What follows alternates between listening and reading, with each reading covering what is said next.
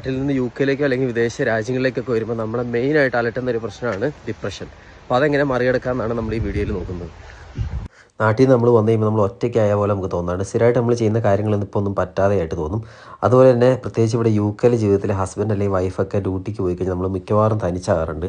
അതുപോലെ നമ്മൾ ഡ്യൂട്ടിക്ക് പോകുന്ന ദിവസം നമുക്കൊരു വല്ലാത്ത നെഞ്ചിലൊരു കനമൊക്കെ തോന്നുന്നതായിട്ട് തോന്നാം.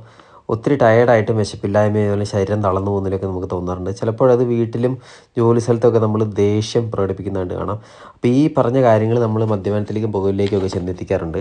അപ്പോൾ ഇതൊക്കെ നാച്ചുറലായിട്ട് എങ്ങനെ മറികടക്കാമെന്നാണ് നോക്കുന്നത്. പുകവലിയും മദ്യപാനമൊക്കെ പരമാവധി കുറയ്ക്കാൻ നോക്കുക, നന്നായിട്ട് ഉറങ്ങുക, അതുപോലെ തന്നെ ഹെൽത്തി ആയിട്ടുള്ള ഭക്ഷണം കഴിക്കുക, യോഗയും മെഡിറ്റേഷനും ഒക്കെ ചെയ്യുക. ജീവിതത്തിൽ നമ്മൾ സ്ഥിരമായിട്ട് ചെയ്യുന്ന കാര്യങ്ങൾക്ക് ഒരു റുട്ടീൻ ഉണ്ടാക്കിയെടുക്കുക. അതുപോലെ നമുക്ക് സന്തോഷം കിട്ടുന്ന കാര്യങ്ങൾ ചിലപ്പോഴത് സ്പോർട്സിൽ എന്തെങ്കിലും പങ്കെടുക്കുന്നു അല്ലെങ്കിൽ സിനിമ കാണുന്നതൊക്കെ ആയിരിക്കാം, അല്ലെങ്കിൽ എക്സസൈസ്. അത് വളരെയധികം ഇമ്പോർട്ടൻ്റ് ആയിട്ടുള്ള കാര്യമാണ്.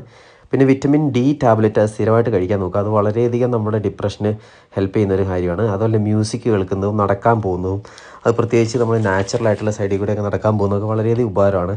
അപ്പോൾ എന്തെങ്കിലും ഇതുപോലെയുള്ള കാര്യങ്ങൾ നിങ്ങൾക്ക് തോന്നുവാണ്, അതുപോലെ ഇതൊന്നും ചെയ്തിട്ട് മാറുന്നില്ല എന്ന് നിങ്ങൾക്ക് തോന്നുവാണെങ്കിൽ നിങ്ങൾക്ക് UK ഇതുപോലെ തന്നെ ഒത്തിരി ഹെൽപ്പ് ലൈൻസ് ഉണ്ട്. അപ്പോൾ അതിൻ്റെ എല്ലാം ലിങ്ക് ഞാൻ ഈ ഡിസ്ക്രിപ്ഷനിൽ കൊടുക്കുക. അപ്പോൾ അതെല്ലാം വളരെയധികം ഒരു ഉപകാരമുള്ള കാര്യമാണ്. അപ്പം ഇത്രയും കാര്യങ്ങൾ ശ്രദ്ധിച്ച് കഴിഞ്ഞാൽ ഒരുപാട് ഡിപ്രഷൻ നമുക്ക് ഒഴിവാക്കാം. അപ്പോൾ വേറൊരു വീഡിയോ ആയിട്ട് പിന്നെ കാണാം. Okay, by.